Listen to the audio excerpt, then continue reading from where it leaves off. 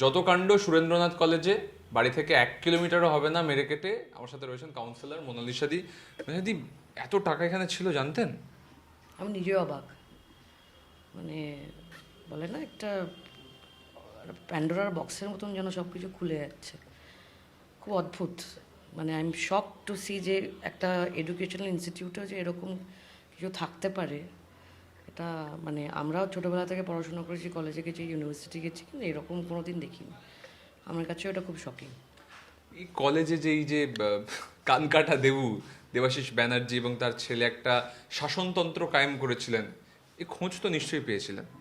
এই খোঁজ পেয়েছিলাম আমি, আপনাদের মাধ্যমেও আমি প্রতিবাদ জানিয়েছিলাম। সেটা এখন না, 4 তারিখের পরে প্রতিবাদ জানাইনি। 4 তারিখের অনেক 2 বছর আগে, 3 বছর আগের থেকে প্রতিবাদটা জানিয়েছি, কিন্তু প্রতিবারের শর্টটা হয়তো সেইভাবে পৌঁছাতে পারিনি। তো সুতরাং সে জন্য নিষ্পত্তিও হয়নি সেটার। তো কন্টিনিউস হয়েও গেছে। যদি সে সময় অ্যাড্রেস করা হতো, আজকে হয়তো আমাদের এই ফলটা দেখতে হতো না। সুদীপ বন্দ্যোপাধ্যায়ের একেবারে ডান হাত বলছেন লোকজন এই দেবাশিস ব্যানার্জিকে, এবং কলেজের তিনি নাকি অঘোষিত বেতাজ বাদশা। শুধু কলেজ কেন, 49-এরও তো। 49-এ ওনার বেসিক্যালি এটা না একটা ফ্যামিলি বিজনেস হয়ে গেছিলো প্রায়। মানে অনেকটা ওনার ওয়াইফ স্বঘোষিত কাউন্সিলর, ছেলে তো আপনার ছাত্র প্রেসিডেন্ট আছেই, আর উনি মোটামুটি সব কিছুই ম্যানেজমেন্ট করবেন। তো এটা তো নতুন কিছু না, এটা সবাই জানে। It's nothing new. এখন আপনারা হয়তো জিনিসটাকে নতুন মোড়ক দিচ্ছেন, কিন্তু এটা তো লাস্ট 2014, আমি যেটুকুনি জানি, তখন আমি তৃণমূল কংগ্রেসও ছিলাম না। আমি তো মাত্র 4.5 বছর তৃণমূল করছি। তো তখন থেকে আমি জানি তাদের এরকম বেড়ে ওঠা, তাদের এরকম মানে আমার আগে যে কাউন্সিলর ছিল, বড় চেয়ারপারসন, তাকেও একই অবস্থা হেনস্থা করতে হয়েছে। তো সুতরাং it has been continued, it's not like এখন হচ্ছে, এটা অনেক দিন ধরে হচ্ছে। কিন্তু প্রতিবাদটাও যেরকম জানিয়েছিলাম, সেটা আমি মৌখিকও বলেছিলাম, প্রতিবাদের মাধ্যমে বলেছিলাম, আর এমনকি লিখিতও দিয়েছি। It's on record. না, আমি তো দেখেছি যে আপনি অবস্থানেও বসেছেন। অবস্থানে বসেছি, একবার না বারংবার, 6 দিন তো আমরা কি বলবো হাঙ্গার স্ট্রাইক করলাম। কিন্তু যা হয়, মানে হয়তো আমার গলাটা অতটা জোর নেই, হয়তো বোধহয় ওই জায়গাটা পৌঁছাতে পারলাম। কিন্তু আপনি বলুন তো, এই দেবাশিস ব্যানার্জি কে, কি করে? দেখলাম একটা অ্যাডভোকেট লেখা, যখন কিন্তু হাইকোর্টে প্র্যাকটিস আচ্ছা, করতে এই দেখি। বড় প্রশ্নটা আমারও ছিল, হু ইজ দিস ম্যান? কে পাওয়ার দিচ্ছে? পাওয়ার সেন্টারটা কোথা থেকে আসছে? কে ওনাকে এতটা ফ্রি এক্সারসাইজ করার পাওয়ারটা দিচ্ছে? এটা একটা বড় প্রশ্ন। তখন আমি বলেছিলাম একটা ইনভিজিবল শক্তি। আপনি যদি দেখেন আপনাদের পুরোনো রেকর্ডে দেখবেন, এগুলো ইনভিজিবল শক্তি একটা কাজ করছে যেন। একটা অদ্ভুত ত্রাস, একটা অদ্ভুত ফিয়ার, একটা অদ্ভুত শোষণ। এটার না মানে, এটা সেও না বলি, অনেকে বলে তৃণমূল কংগ্রেস, কিন্তু আমি আপনাকে বলছি, যেরকম বলে না যে একটা ক্রিমিনাল ক্রিমিনাল হয়, সে কিন্তু কোনো জাত বা কোনো পার্টি সাথে ট্যাগ করা না আমার একটু অদ্ভুত লাগে। কারণ আমি তো মানে আমি বিরোধী দলও করেছি, আমি এখন শাসক দলের ছিলাম, মানে ছিলামই বলতে হবে এখনই। কিন্তু আমরা না এই কালচারে ব্রট আপ হইনি। এই কালচারটা সামাও আমার কাছে খুব একটা আননোন একটা টেরিটরি। তো টেরিটরিতে যখন ঢুকেছি, এবার আমাকে ফেসও করতে হয়েছে। আননোন টেরিটরিতে যখন থাকছি, মানে 4.5 বছর যে কীভাবে কাটিয়েছি, একটা অদ্ভুত একটা স্পেস। মানে প্র্যাকটিক্যালি আমার লজ্জা, মানে এখন আর লজ্জা নেই বলার, যে ডোরম্যাট, জানো তো, ডোরম্যাটেরও সম্মান থাকে। ডোরম্যাট পাপড়ের সম্মান থাকে, কাউন্সিলরের সেই সম্মানটুকু ছিল না। ডোরম্যাট হয়ে গেছিলাম, মানে থেকেও না ভয়েস নেই, মানে ভয়েস বলেও তো কিছু পাচ্ছি না। মানে করলাম অনুসরণ, লিখলাম, বলছি, বারংবার বলছি, নাথিং, নো বডি লিসেন্স। তো এবার একটা পয়েন্টের পর না আই জাস্ট গিভ আপ। আমি তো বললাম এখানে বলে কোনো কাজ হবে না। আমার মানে হয় না, মানে নিজের যে একটা পিস অফ মাইন্ড, ওটা আমার বদর হচ্ছে। আই রাদার কনসেন্ট্রেট, যেটার জন্য আমাকে মানুষ ইলেক্ট করেছে। মানে এগুলো কি বলুন তো, এটা একটা ফুসকুড়ির মতো সারাক্ষণ না পেন দিতে থাকে, একটা বড় ফোড়া, যেটা ইরিটেশন যেরকম হয়, ওরকম একটা ইরিটেশনের মতন কাজ করছিল। তো আই জাস্ট ইগনোর দ্যাট ফোড়া প্র্যাকটিক্যালি। আমি বলছি আমার লাইফে এই ফোড়াটাকে ইগনোর করে আমাকে, যারা আমাকে এনেছে, যে মানুষগুলো এনেছে, তাদের আমার রেসপন্সিবল আছে, তাদেরকে আমাকে ডেলিভার করে। I rather concentrate on that and let me do a development work. And I was doing that's all. এই দেবাশিস ব্যানার্জি যে বাড়িটায় থাকেন সেখানে গেছিলাম, একটা মার্কেট কমপ্লেক্স, কমার্শিয়াল কমপ্লেক্স, সেখানে একটা বাড়ি নিয়ে ওখানে ওটা 37 নম্বর ওয়ার্ডে, হ্যাঁ ওটা 37 নম্বর ওয়ার্ডে, টার্ফ বানিয়ে ফেলেছে ওপরে। 37 নম্বর ওয়ার্ডে টার্ফ। ও সরি, মানে বিশ্বাস করুন আমার কোনো আইডিয়া নেই, মানে আমিও অবাক হচ্ছি আপনি বলছেন, মানে আপনি দেখেছেন টার্ফ আছে? একদম দেখে এসেছি। Oh lovely, I have just no idea, মানে আমি শুনলাম মানে টার্ফে কী খেলা হয় তা জানি না, যাই সে তো উঠতে পারিনি।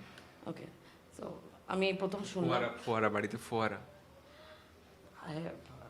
আমার না বাড়িতে ফোয়ারা আছে না আমার টার্ফ আছে, সরি টু সে, মানে I had just no idea. মানে এই যে কালকে আপনাদের মাধ্যমেই দেখলাম দুটো বেডরুম, আই ওয়াজ মানে আমি নিজে লজ্জিত যে এরকমও আছে লোক যারা একটা ইনস্টিটিউশনকে এইভাবে অপব্যবহার করতে পারে, মানে সেই জায়গাটাকে, মানে আজকে স্টুডেন্টরা কোন ভরসায় যাবে বলুন তো? শুধু বেডরুম নয়, সেখানে আরো অনেক কিছু পাওয়া গেছে, মদের বোতল, কন্ডোমের প্যাকেট। মানে ওই বললাম না, আমরাও ছোটোবেলা থেকে ইউনিভার্সিটি পড়েছি, শুনুন বাচ্চাদের মধ্যে জোশ থাকে, আমরাও আনন্দ ফুর্তি করেছি কিনা, নট দিস। এইটা সেটা বললাম না, নিজেকে আমি ডিস্টেন্স করে নিয়েছিলাম তখন থেকে, যখন আমার দেখছি বলে কোনো কাজ হবে না, রাদার আমি যেটুকুনি আমার ক্ষমতা আছে সেইটুকুনি করি। এই যে অসীম ক্ষমতা যেটা বলছেন, আপনি না বললেও আমরা বুঝতে পারছি সুদীপ বন্দ্যোপাধ্যায় ক্ষমতা দিয়েছেন। সুদীপ বন্দ্যোপাধ্যায় ডান হাত একদম। কে মানে এত কেন ক্ষমতা দিতে হচ্ছে তাকে? কি মানে কি উপকার করেন তিনি? দেখো, ডান হাত বাঁ হাত এটা মানুষ বলে, দেখুন আমি তো কাউকে বলতে পারি না ইনি বা উনি, that is not my thing to say, এটা আপনারা ইনভেস্টিগেট করবেন কার কী ব্যাপার সেটা। কিন্তু হ্যাঁ, আমি জানিয়েছিলাম, কিন্তু এইটা অস্বীকার করতে পারবে না, এটা কোনো লিডারশিপ এটা বলতে পারবে না আমি জানাইনি।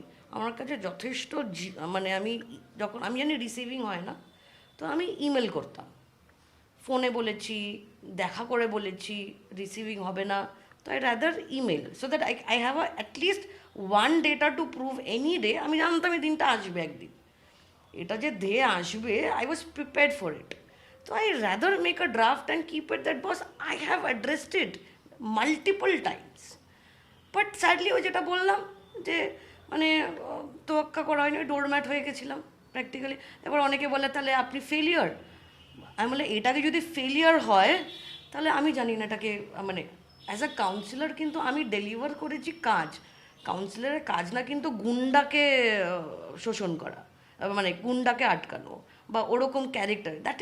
আর কলেজ কিন্তু একটা সেলফ আইডেন্টিটি, সেখানে কিন্তু কাউন্সিলরের কোনো রোল থাকে না।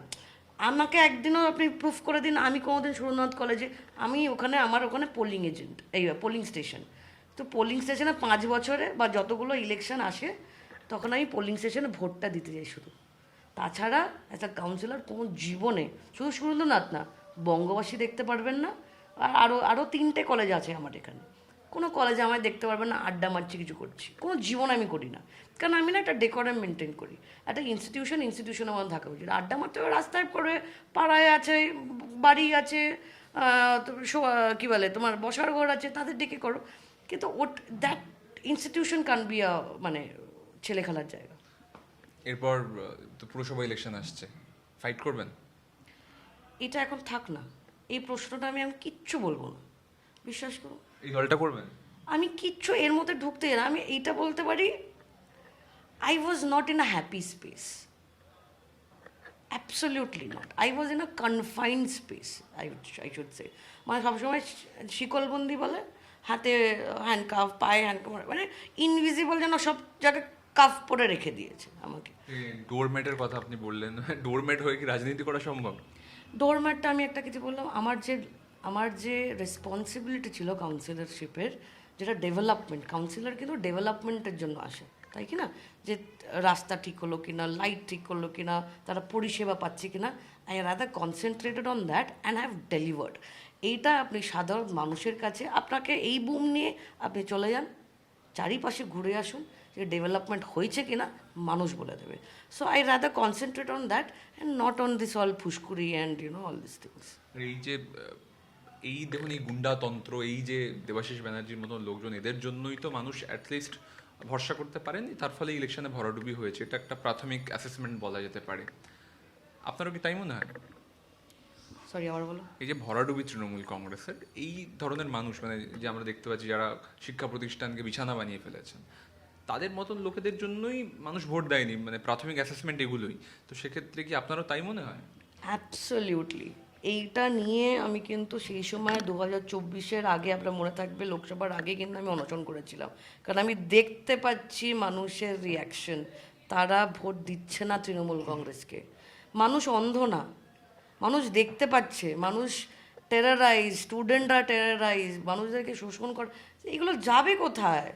এবার তো আমি তো আইডেন্টিফাই করে বলে দিয়েছিলাম ইস্যুসগুলো, এবার কতবার বলবো? একবার বলার তো একটা সীমা আছে রে বাবা, বলে বলে বলে আমি টায়ার্ড হয় না গে বাবা, আমি বললাম আমি আর বলতে পারবো না, আমার যা যা বলার বলে দিয়েছি, আমি আমার নিজের কাজটা করে যাই। নিজের কাজটাই করেছেন, এখনো করছেন, এবং নিজের রাজনৈতিক ভবিষ্যৎকে সে নিয়ে এখন মন্তব্য করবেন না। তবে তিনি হ্যাপি ছিলেন না, এবং তিনি কাজ করতে গিয়ে মানে ক্রমান্বয়ে অসহযোগিতা পাননি, অসহযোগিতায় পেয়েছেন। তার নজির তো আগেই পেয়েছি আমরা। আর এই কান কাটা দেবু, এই যে গুন্ডা, সে কি করে এত বড় গুন্ডা হয়ে উঠলো? কোন ইনভিজিবল পাওয়ার তাকে ক্ষমতা জুগিয়েছে তা নিয়ে প্রশ্ন আগেই তুলেছিলেন মোনালিসা। ক্যামেরা মাখনের সঙ্গে সুমন, টিভি9 বাংলা, কলকাতা।